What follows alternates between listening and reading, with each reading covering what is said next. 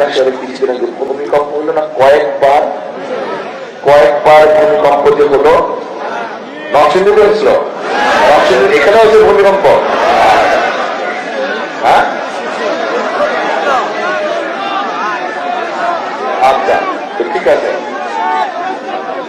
উৎপত্তিস্থল। আচ্ছা, এখন যদি আমরা বলি এদের এইসব শিরকের জন্য আল্লাহ সতর্ক বার্তা দিচ্ছে আমাদের, তাহলে এদের বিএনপির চেয়ারম্যান তারেক রহমানের এক বিতর্কিত বক্তব্যে দেশজুড়ে আলোড়ন। নরসিংদীতে নির্বাচনী প্রচারণায় তিনি বলেছেন, জামায়াতে ইসলামীর শিরক ও মুনাফেকির কারণে আল্লাহ সতর্কতা হিসেবে ঢাকা ও নরসিংদী সহ দেশে ভূমিকম্প দিয়েছেন। তারেক রহমান বলেন, যদি বলি এদের শিরকের কারণে আল্লাহ ভূমিকম্প দিয়ে সতর্ক করেছেন, এটা সতর্কবার্তা। মুনাফিক ও ধোঁকাবাজদের হাত থেকে দেশকে রক্ষা করতে হবে। তিনি জামায়াতের নাম সরাসরি না নিলেও প্রসঙ্গ স্পষ্ট।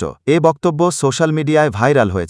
অনেকে সমালোচনা করছেন ধর্মকে রাজনীতিতে ব্যবহার করা হচ্ছে বলে। জামায়াত নেতারা অস্থির, এটাকে অযৌক্তিক অভিযোগ বলছেন। ভূমিকম্প প্রাকৃতিক দুর্যোগ, বিজ্ঞানীরা বলেন টেকটনিক প্লেটের কারণে হয়। তবে রাজনৈতিক মঞ্চে এমন ধর্মীয় ব্যাখ্যা নতুন বিতর্কের জন্ম দিয়েছে। এ ঘটনা নির্বাচনী প্রচারণায় ধর্মীয় ভাষার ব্যবহার নিয়ে প্রশ্ন তুলেছে। Desk report, JTV news.